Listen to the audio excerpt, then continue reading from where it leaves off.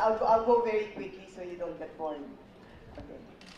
So I feel that the stock market or the GDP are not indications of genuine economic growth. I think genuine economic growth must necessarily result in social justice. And like I said in my opening, we would like to bring that on through area development. I'll go quickly now. In area development, what DNR wants to do is create ecological, economic, and educational zones. What does this mean? This means that when we take on an area, we have the strongest commitment to ecological integrity. And my stand is that by taking care of the environment there, we will in fact bring on economic growth in the shortest possible amount of time. The performance indicators are happiness, health, peace and order, and I feel that we can even address the drug problem like that. Environment and the economy. I'll just go really quickly. Now the reason why I'm so confident this can happen is because of my experience in the past 20 years. In fact, this first site, which I want to show, is because when I worked with Senator Ping Lacson, let me see. There, okay. So with the Typhoon Yolanda, we had donations of ₱1 billion pesos, and 600 million of that was used in area development. Like here, I put in 3.9 in the surf area, and the next year we hit 4 million. The salaries are 758,000, and because of that, the people of the area are now taking care of the river. And that, ladies and gentlemen, I esteem Commission on Appointments is the key here. People must benefit, because if people benefit, then they will take care of the environment. So since the people here have benefited, now they're the ones taking care of the Daguitan River. And that's where I want to go with DNR. We maneuver economic zones where the people benefit, then they will take care of the environment. The government can only do so much. Here we put in 1.7. This is a skimboarding camp. And we put in 1.7, and then on the next year, we hit 2.7 in less than a year. The salaries are 1.5 million. And so what's happening now? These people are now taking care of the Lebarada River. Here, this is in Samar. This is this beautiful, beautiful place, the Sohoton River, the caves. We put in 4.2. On the second year, they hit 2.9. Their salaries are 1.5. And now they are taking care of the Sohoton River and the caves. Here, this is the spectacular one. We put in 291,000, and the people there were out of school youth. The kids were out of school youth. In 10 months, they hit 1.8 million. Guess what? They're back in school. And now they are taking care of the river there. And my sister went last week. She said, "Ay, Gina, you should see the place. They're so happy." Okay, here, again, Sorsogon. I went to these places because the mayors there were really honest and good. Yes, so I put in 770,000, and then on the next year, they hit 970, and now they're taking care of the Sorsogon River. It's important to note that this amount of money that they're making does not include the money that goes to the farmers, the money that goes to the fishermen, the money that goes for transportation, the money that's given for handicrafts. It's many, many, many times over. So that's what you call an economic zone. And we didn't put Ugong Rock. What do you call this? Where did you put Ugong Rock? Ano? 1 second. Well, yeah. Okay, this is my favorite. This is in Puerto Princesa. How long?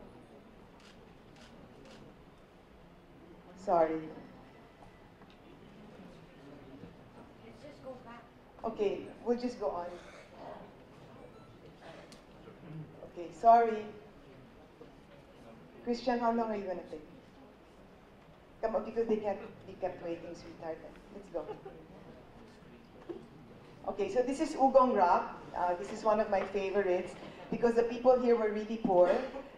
But they were living beside this spectacular 18 million year rock formation. 98% of the community were women. Only 2 graduated from college. Okay, we put in 250,000, and then we put in an additional 800,000. Of course, the important thing here was the media was free. No? ABS didn't charge, and I want to let you know that 3 weeks ago, the chairman of GMA went to my office, and he said, Gina, I'll help you. So can you imagine if GMA and ABS helps beautiful places in the country, how can we not get out of poverty? So here, 60% goes to salaries, 40% goes to forced savings. With their forced savings, they put up their own clinic, their own sari-sari store, their own visitor center, their own photography shop, restaurant, conference site. You know, the barangay captain there said, Ma'am, lahat ng tao dito may trabaho dahil sa Ugong Rock. Okay, they went into chicken and ducks and agriculture. 100 regular members get more than 10,000. All members get benefits. On Christmas, they get bonuses. In 2008, they hit 7,000. Next year, 133,000. Next year, 611. Next year, 7 million. Next year, 12 million, 22 million, 29 million. These uneducated women hit 29 million, they're hitting 30 billion every year. Why can't we do this throughout the country? We have the resources to do it. Okay, look at this. You might think that's a fluke. And here there's this place, Iwahi. We put in 250,000 pesos. The people there were really poor. And what happened here is they win gold, the best ecotourism site in Asia. The boatmen there are now earning 10,000 pesos every week. They're earning 10,000 pesos every week, and they only work 3 hours at night. They have 1 million pesos in the bank. Okay, so then I went here. There's 3 other areas here. The floating restaurants, snorkeling, dolphin watching. I put in 1.5 million pesos. On the first year, they hit 1,000, you can see there, 1,284 visitors. If you look at the slides, well, in 7 years, they hit 155,000. We started with 142,000 pesos. It goes up all the way to 40 million pesos every year. I really, really feel we can get our country out of poverty if we nurture and protect the environment that exists. Of course, this is ecotourism, because at that time I was in ABS. But let me tell you about the La Mesa watershed, because the bulk of DNR money is in the NGP program. 8 billion pesos is in the NGP program. So the La Mesa watershed, which I had done before I came into DNR, the United Nations has declared it the gold standard for reforestation. Let me show you what it is. Because, you know, we've spent like 30 billion pesos on the NGP program, and when I went around the country, I don't see it. Where did the money go? You know, what's happening? And here in the La Mesa watershed, we put in 300 million pesos, and it's earning 43 million pesos every year. Why can't we do this with the NGP money, create ecological, economic zones to get our people out of poverty? I'll just, yeah, anyway, maybe this we can go there. You can't see it well. But we earn here 40 million through the Eco Park, and then another 3 million pesos through the watershed. The other ways to do the NGP program are what you call this agroforestry. And then I want to work with Jimmy Galveston, who was the former DOH secretary, to put up trees of wellness. And then we want to put up endemic species of trees. So we will create each area for the NGP program to invest, to create ecological, economic, educational zones. We can get our country out of poverty. Okay, I think let's go to what has been done. Mr. Chairman, Yes. it's a little difficult to Yeah, it's appreciate hard. what's being shown. Can we just understand. go ahead with some of the questions from the members and ask the secretary to set up the better system that they have? Yeah. Can you set up a better system? No, I So, did not. But let's go ahead with the questioning, so Okay. we're not so we will allow the referring to the secretary. wall that I Yes. can't appreciate. I know, I'm so sorry. The general services So the secretary will please take your seat for the senators and the congressmen to ask questions. I want to give you a sense of what can happen in the country if we can take care of the environment. That's one thing I want to do. The other thing I want to do is I want to also give you a report of what we have done so far in the 8 months that I have been in charge. Because I'm not just about mining, no? We've stopped illegal logging, we've reviewed all the ECCs. And then, sir, I also want to be able to share with you the plan for should the mines which I have asked to close be closed. I would like to show it. I don't know if How long will it take that?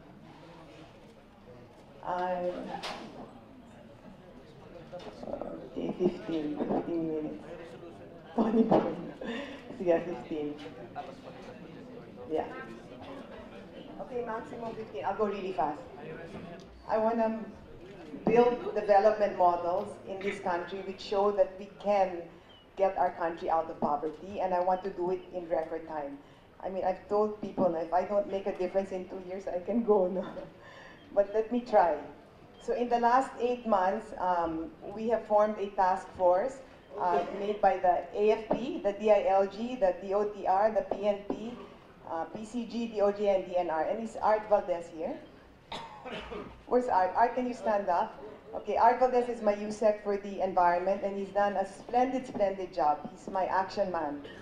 And okay, so in the span of the 8 months, we have been able to close 50 quarries in Mount Banahaw, apprehending 14 people, 10 trucks, and 2 backhoes. And as a result of that, the DENR MGB director was immediately terminated. I want to say that I have adopted the Duterte policy of one strike out. I have zero tolerance for corruption and zero tolerance for corruption. And if there's anyone there that's, you know who's corrupt, you just let me know, no? Because DNR has so much money. I mean, I'm shocked at how much money we have, no? 26 billion pesos. And the way I see it, if my people are not honest, I won't be able to use this money well. It will just be misused. So my number one determination, like I promised President Duterte, give me the first half of the year, first quarter, I'll clean up DNR, one strike out. We're already doing an NGP audit to find out where all the money has gone. And then when we see it there, they're out. I want fresh blood in DNR. Okay, on September, we intercepted 12 10-wheeler trucks, and the MGB director is now under investigation. We issued a closure order because the hydro generating plant was diverting water which should have been used for irrigation, so the Negros Penro was immediately sacked. We had a strike force apprehending 2,000 illegally cut wood, and the Senro and Penro are now under investigation. We have 10,000 board feet of illegally cut trees were found in a warehouse. The Senro was recommended for dismissal for meddling with evidence. I want to say very clearly that I know why there's war in Mindanao. It's because Mindanao is so beautiful, not a little beautiful. It's so rich in natural resources. And the people of Mindanao are not benefiting from the resources of Mindanao. And the fault is DNR. Because we've given permits and clearances and things like that not to benefit the people of Mindanao, but to benefit business interests. And this cannot be allowed to continue. So in that line, we canceled DMCI DACON of 38,000 hectares and canceled another DMCI IFMA covering 35,000 hectares for violations encroaching on our natural forces. In Sultan Kudarat, we apprehended 25,000 board feet of lumber. DNR employees are under investigation. Again, in Calamansag, there were 2,223 illegal logs were apprehended, and 6 DNR employees are instantly relieved. We issued a cease and desist order because this Chinese vessel was dredging illegally, causing 40 houses to collapse. And then even in Boracay, we have been able to give show cause order to 4 top-star hotels in Boracay because of effluent discharges. We issued a closure ultimatum to the dump sites in Negros Occidental for violation of the Solid Waste Act. I will have to add here that we have a very good relationship with the Environmental Ombudsman. He's also very, packed. He's like out. No? All right, we are doing what we can do in Laguna because of the President's directives. And there are some fish pen owners there that own 50 hectares of fish pens, 40 hectares of fish pens. You don't need all these hectares, but the commitment is to the poor fishermen. Okay, we've issued cease and desist orders to dump sites in Taytay, in Angono, and in Cavite. Okay, we have arrested this guy who was almost untouchable for 5 years because of the collusion with the PNP. He was building a subdivision in the mangroves. But the mangroves, what we have realized because of Typhoon Yolanda is the reason why like the islands with mangroves, when Typhoon Yolanda hit, suffered 80% less damage, as in 80. And so we want to plant mangroves everywhere. In fact, our commitment is 300,000 hectares of mangroves throughout the country to save us, because climate change is a reality that exists. But we want to, okay, let me go into this. And then we served notice to SMC, Consolidated Power Corporation. This is the one of Ramon Ang because of an ash spill incident, and he's gotten his act together. So we have opened up a hotline, and our success rate of addressing the hotline is 92.6%. In good governance, we have filed a total of 146 cases, and it's still going on. Okay. Now, for land, what we're doing is, the problem here with ancestral domains is that even if you give in, they won't benefit if they don't have the money to invest. You have to help them and guide them and help them all the way to the end. So DENR has signed a memorandum with the NCIP so that we get our indigenous people out of poverty. And I have made a policy in DENR that if we have land, the first people who should benefit from this land are the communities that are living there. Not people who are living overseas, and not military cooperatives, and not real estate brokers, but the people living there. And I've also made a policy that there's no need of taxes anymore in the beginning to get your titles, because they're poor. Because they don't have the money to pay for taxes, so they'll never get their titles. And then what happens, they sell their rights, and somebody that lives, and I know of instances where people live in the States or Europe, and the land which is supposed to be used is just, people there are paying the taxes, and it's not being used for our people, so that stops now. Okay, the National Greening Program, 8 billion pesos of the money that DENR has is the National Greening Program. And again, I want to convert the National Greening Program to create economic zones throughout the country in record time. Okay, we're also going to rehabilitate 143 critical watersheds, because water is life. And the scientists will tell you, but by 2030, we're going to have a severe water shortage. And it's already happening now. So what we're doing is we're going to massively rehabilitate it by planting bamboo. Oh, I think the bamboo is here. Anyway, we're planting bamboo because bamboo will protect the water resources. We're also, in the first year, what we want to do is do 300,000 hectares of mangroves and beech forests on the first year. And we have where's Sylvia? I'd like to go, Sylvia, can you stand up? Sylvia Ordon, yes. Is Sylvia here? Okay, so Sylvia, can you stand up? All right, anyway, she's in charge of the mangrove and bamboo program, and we have already accessed the money to do this. Because the thing about DENR is we're not limited to the budget that the government gives us. Like for example, 2 days ago, I signed a contract with USA to give us 1.2 billion pesos. There's so much money, and we're investing this in Palawan, in Tawi-Tawi, and in Zamboanga. It's a wildlife conservation, but we're going to do it such that it benefits the communities. On July of this year, I'm going to travel to try and access $100 million every year, every year, to help us with the bamboo and mangrove program. And that's why I'm saying this with courage. Okay. This, by the way, esteemed committee, is the largest mangrove forest in the country. And guess what? It's man-made. It's man-made. And it was the reason why Bohol suffered very few deaths and very little destruction. Because it had mangroves. So if we do this now, what I want to do is protect the country in the coming 6 years. And the thing with mangroves, it doesn't only protect, it also gives rise to business because you have seaweed, fish, crabs, so many things. And then I'm going to work, they have already agreed, DOST, to develop technology to do vacuum packing, to process the fishes that are there. And then we package it. And the thing with the poor, the problem with the poor is you have to help them all the way up to marketing. You can't just give them land. You have to help them develop the products. You have to help them all the way up to marketing. And DNR is going to do that through NRDC. NRDC, headed by Sylvia, is a Natural Resource Development Corporation. It's the GOCC under DNR, which is mandated to do business.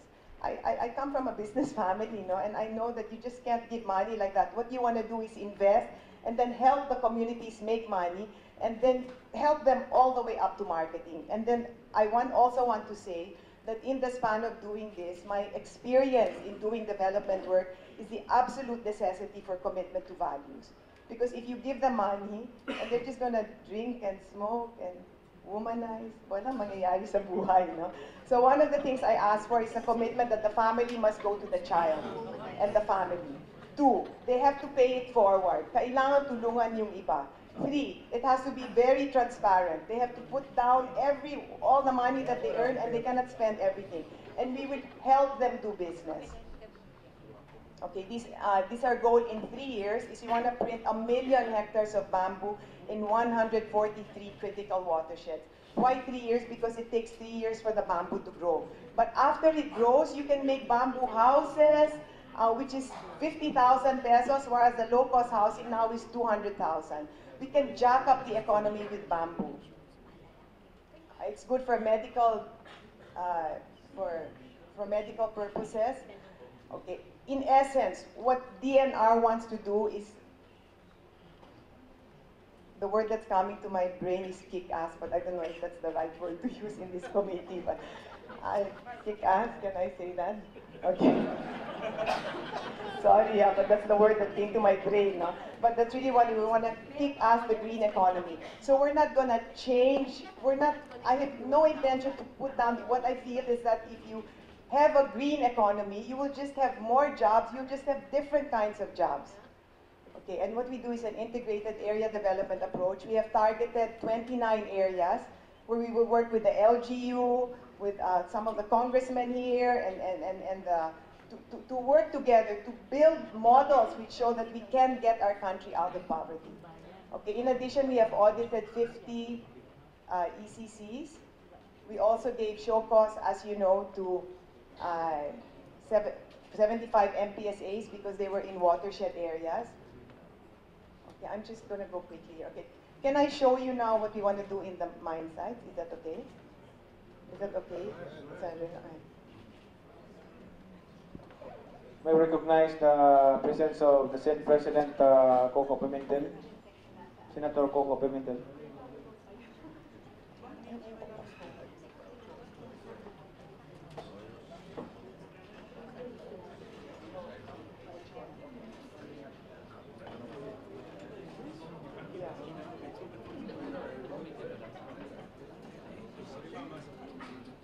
I'm so sorry.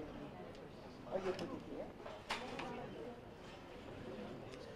Okay, I know that one of the more controversial things I have done is the mining thing.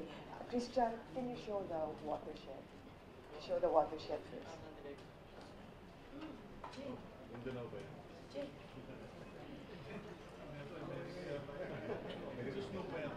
And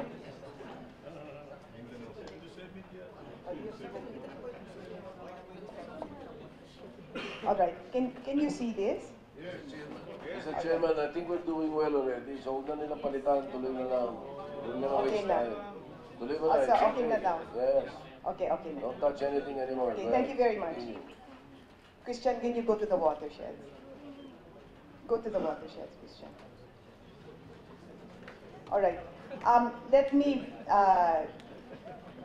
ladies and gentlemen, show you why I am not in favor of having any kind of mining in watersheds. Okay, this is a watershed.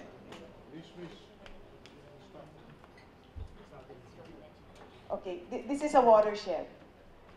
And in a watershed, there are aquifers and streams that go into the body of water. And this river, which is called surface water, flows down and benefits agriculture, benefits agroforestry, benefits the people that are living here.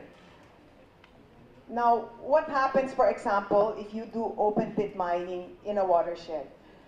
You will use explosives. Open pit mining invariably necessitates the use of explosives.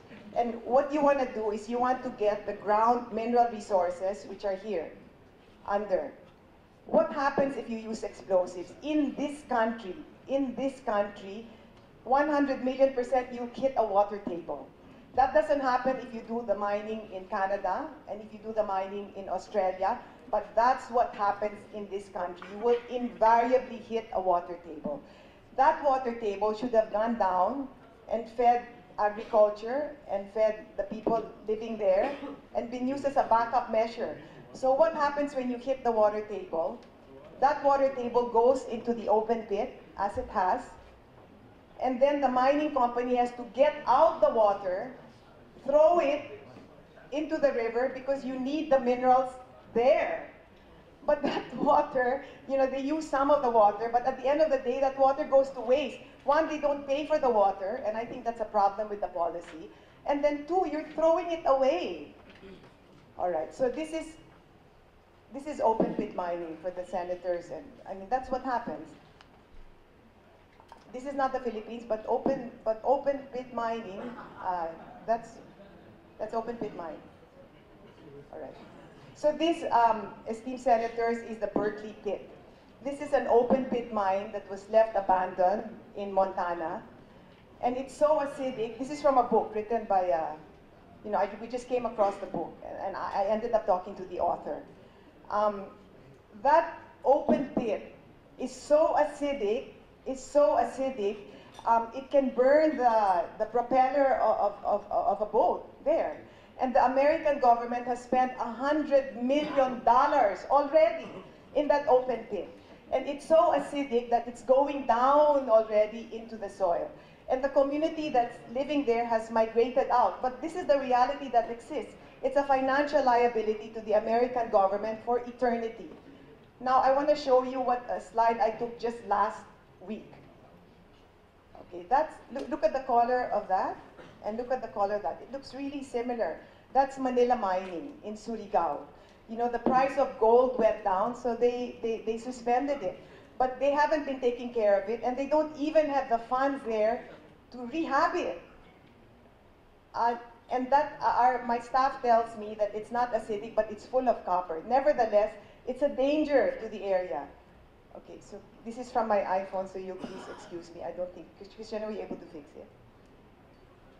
Okay, so look at that. That's a community living there, that's Claver. And then that's the open pit. I'm sorry, I'm the one who took this picture, that's why it's like that. But, no, go ahead, sweetheart. Okay, so look at that.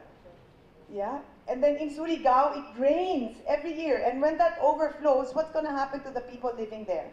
No amount of taxes or royalties can be enough to cover that risk, because that's going to be there for eternity, forever and a day. Okay, look at this. This is Congressman Vichans. And yeah, and that's because he's always saying, ganyan talaga at ganyan talaga. And I said, okay, kung ganyan talaga, bakit yan blue at yan kung saan ka red yan? It's illegal. Okay, I just want to show you this, and I'll go very quickly because, okay, so remember I issued closure orders to 75 MPSAs because they're in watersheds. Well, let me show you what these watersheds look like. Oh, I also want to say that the Philippine Mining Act, actually, I'm just following the law. In the Philippine Mining Act, it says that DNR is to enhance national growth in a way that effectively safeguards the environment and protects the rights of the affected communities. That's what I'm doing. Okay, the authority of the department in Section 8 states that we will do the proper use of the state's mineral resources, including those in reservations, watershed areas, and lands of the public domain. Then DNR shall adhere to the principle of sustainable development, which meets the needs of the present without compromising the ability of the future generations to meet their own needs. I'm just following the law. Okay. So this is, sorry, I don't know if Congressman Pichai here, but that's the picture that was here. No? Like here, no? Because when you take away the trees, when it rains, that silt will be carried by the rain, and it will go down the river, and that's a siltation pond. So that's supposed to stay there for 5 days, but so that the silt settles before it goes to the sea.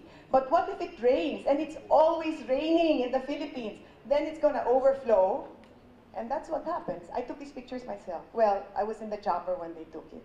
That's a siltation pond that overflowed, and that siltation pond should actually not be there. Okay, sorry, Mr. Chairman, but that's your mind. This is the Hinatuan Mining Corporation, you know. I mean, your three of your mines are really, really good. Taganito, Rio Tuba, and ano ba? Oh, your brother's mine, sir, you better tell him to behave. Because, sir, you know, they've been mining this for 20 years, and the mountain was really big, and the mountain got small, and that's not legal at all. You've totally killed the mountain. I mean, I could tell your brother, he totally killed the mountain.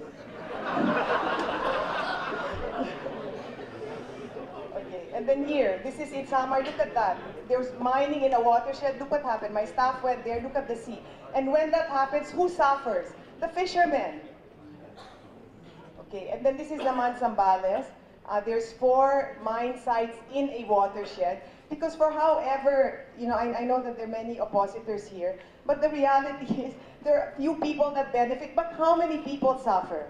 Like here, in Zambales, there are 4 mining operations here just beside each other in Zambales, and this is a river.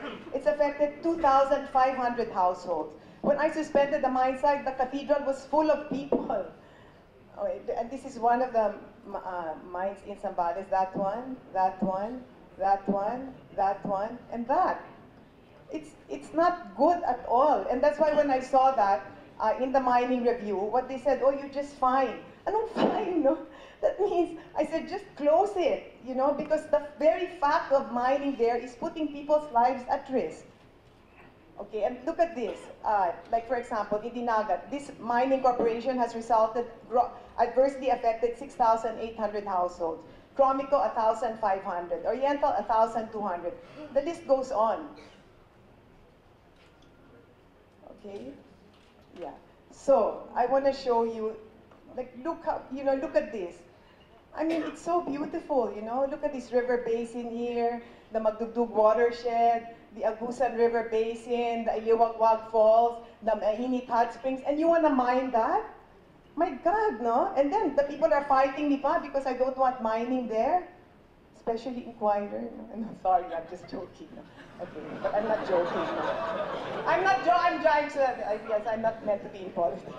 Okay, so look here that this is, but look at that. Why are they, I mean, I just want to stop the mining in watersheds. It is an MPSA, it's not even functional yet, no? Okay, so look at this. This is Surigao.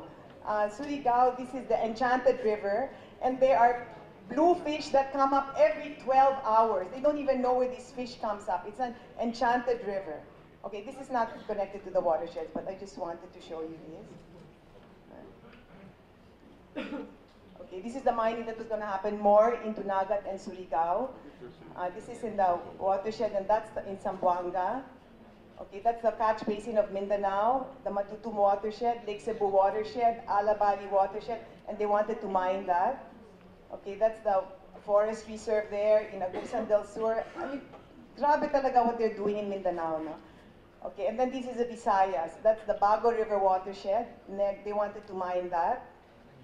And then that's in Samar, and then they want to mine that. And then the Gitan River watershed, they want to mine that. The Mananga River watershed, they want to mine that. The Mampusao River watershed, you want to mine that. The Luzon, look how beautiful it is. I'll just go quickly, you want to mine that. The Palawan watershed forest reserves, Mount Matalingahan, you want to mine that. The Chico River watershed, the Super Agno River watershed, you want to mine that. The Lower Agno, I just want to give you an idea what they were going to mine. And so I said, stop it already, don't even begin. I want to talk about Lobo because Lobo is the center of marine biodiversity of the entire planet. I mean, the California Academy of Arts and Sciences comes here every year. And every year they find more than 100 marine species there. Why can't we use these marine species to benefit life?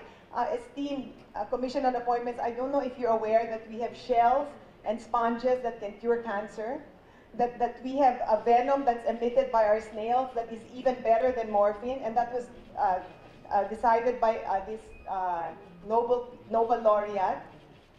I mean, in terms of biodiversity, the biodiversity which can be found only here, and only here, it's what you call endemic. It can be found only here. Now, did you know that in the entire planet, the greatest endemicity per unit area is, you know where? It's the Philippines. I mean, that's a business deal if I ever saw one.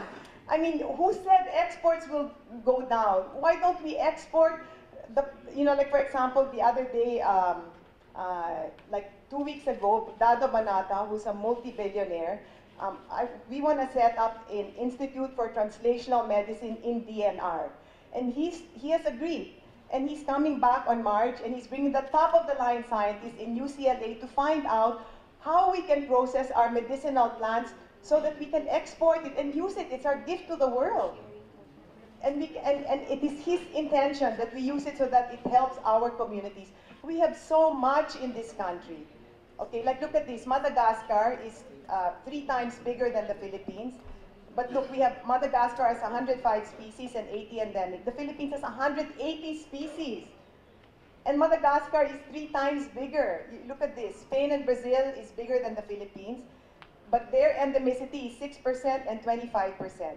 Look at the Philippines. We have 993 species, 61% is endemic. That's a really good business deal. If you look at a survey that, I won't show it now, but I'll just tell it to you. The price of gold and nickel goes up, down, up, down, up, down.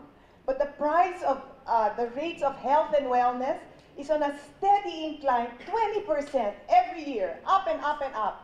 That's something we can ride on because the country which has the most resources to curb on this, on health and wellness is the Philippines. And in fact, Dado was saying, Gina, you just give me 3 months, I just have to post my scientists there.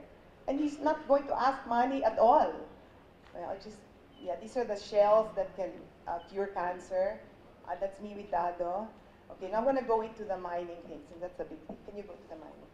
I'll just show what I want to do in the mining area. Okay, I want to acknowledge the services of, Philip, can you stand up, please? Philip Camara. Okay, Philip Camara is the son-in-law of Sixto Rojas, who was the chairman of Bancom. He's he used to be a Wall Street banker, but he's also a farmer, and he's also an area development expert. And through the team of the Sixto K. Rojas Foundation, which is economists, entrepreneurs, scientists, they went around to the mine sites and they made 2 to 3 weeks babad in Dinagat and Surigao. So I want to let you know what we will do there.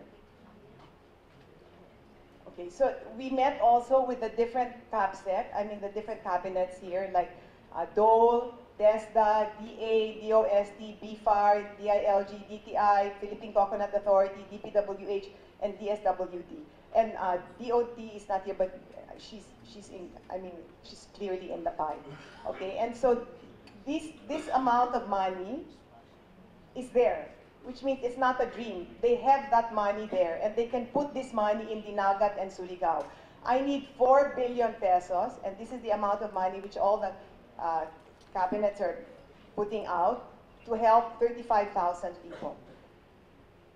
Okay, I'm going to show you what we want to do in Dinagat and Surigao, because this is the reality of Caraga. There are 26 mining operations in Caraga, and it's the poorest region in the country. So there was something wrong here. So I was shocked, amazed when I saw how beautiful it is. Look at this. In Dinagat and Surigao, we can do a green economy because it's so beautiful. We can go ecotourism, we can do agriculture, and then do value added on this. We can do timber, we can do marine sanctuaries, and this is what we want to do to the mine site. For some reason, Pichai's mine keeps coming here. All right, so this is a mine site, and this is what we want to make it look like. Okay, now the effort to make it look like this, on day one, I'm going to hire them. Why? Because the moment the mine is closed, I can use the rehab funds. And that rehab funds will hire the people to make that a reality. And when that is a reality, they can go ecotourism, viewing deck, camping, circling, and many others. But this is the most exciting thing I want to share with you. You know how we're going to rehab the mines? We're going to use biochar. Biochar is the use of agricultural waste. Waste.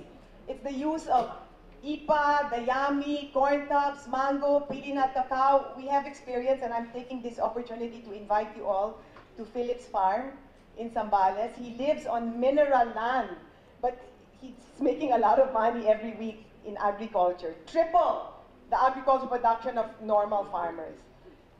And, okay, the thing here is this. We will convert it to biochar by doing this. You burn it without giving oxygen, and 1 teaspoon of biochar will come up to 1 football field of area like this. And then you put microbes there. But the exciting thing here is this.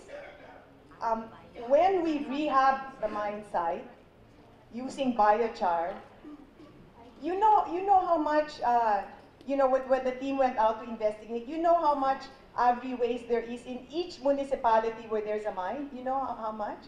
100,000 tons. Every month. They have 100,000 tons every month, which they're just burning. Now we're going to convert that to biochar so that the farmers there will make money. So which means when we rehab the mine site, those people who are in the mine site will have jobs. They will just have different kinds of jobs. And to heal and to detox the mine site, we're going to help the farmers. Okay, so let me show you this. Okay, over and above that, biochar can be used, like I was telling Congressman Treñas, it can be used for sewage treatment, it can be used for septage. Okay, and this is our commitment. That on the second year, if the mines are closed, we will be able to generate 200 million net every month, covering 25 to 35,000 households. And all I need is an investment of 875 million, which we already have. That's an investment of 35,000 per household, and NEDA only wants to do 200,000. Let me show you how we're going to do it. On the first 2 months, okay, we'll do a biochar potting mix. This is for each mine site. You hire 20. Biochar activated planting mix. You hire 150. So on and so forth. At the end of the, for the first 2 months, in each mine site, for every 50 hectares, you will hire 320. If the mine site has 1,000 hectares, then we'll hire more. What will happen when you do this? Because they have to rehab. There's a fund there for rehabbing the mine. We will come up with 20 million net. Net every month for 320 people, and where does that money go? It goes to them. Because what happens when you mine, you take out the minerals, and then 95% goes out of the local economy. So what we're going to do is we're going to spend it, and the money circulates there. On the 3rd to the 6th month, we will include seedlings, nursery establishment, revegetation, all of that. And who is this helping? The farmers. We will employ another 500, and that will give us another 12 million net, which will go to them. On the 6th to the 18th month, we will hire another 500 doing all of this, and then we'll get 12 million net. Okay, and then on the 18th month, we do charcoals, livelihood, infrastructure, all these other things, having a total, an additional 2,000 people and 40 million net. That's what area development is, you know. You invest there, then let them keep the money. You circulate it there, and then we'll help them with business, we'll help them with marketing, we'll do ecotourism. I already found a place where we can do an airstrip in Dinagat, in the area where there's a lot of mining. Okay, and I just want to show you how detailed it was. In Surigao del Norte, that's today, and that's what we want it to look like. Just to show you, 45% of Surigao del Norte is developed to agriculture. And what else? It has all this fauna. It has 11 species of amphibians, 20 species of mammals, 43 species of birds. And then here, this is the flora of Surigao. They have 83 species of trees, so on and so forth. These are medicinal plants in Surigao. All right, here, again, this is Surigao. Yeah, that's how beautiful it is. I mean, I'm just breathtakingly beautiful. That's why I'm confident kasi alam ko eh. Ganda-ganda, oh. And imagine if GMA and ABS both work to help to get this, you know, to push this place. Why won't they get out of poverty? Look how beautiful. Okay, in Dinagat naman, what we found is that 32% of the land is agricultural. And it has clay loam, which is good for agriculture. So you can have all of that. Okay, that's the the flora of Dinagat, which we can use for medicinal. I'm going to bring Dado Banataw there. And then this is the fauna. This is ecotourism. And this is what we can do, which is high market. Agriculture, livestock, crab and prawn farming, handicrafts, eco-lodge, forest park. Yeah. Anyway, all right, I think basically that's it. I love this country dearly, and I love the people dearly. And I have no doubt in my mind that we can get our country out of poverty. It just needs the right attitude. And what I would like to do as DNR Secretary, if you will let me, is work with everyone, including the oppositors, of coming up with models, which, I mean, I'm sure even the oppositors want a better country, you know? Coming up with models which show that there is a way out of poverty. And I want to thank you for your patience in listening to me, and I love you all. Thank you very much. Thank you, Madam Appointee.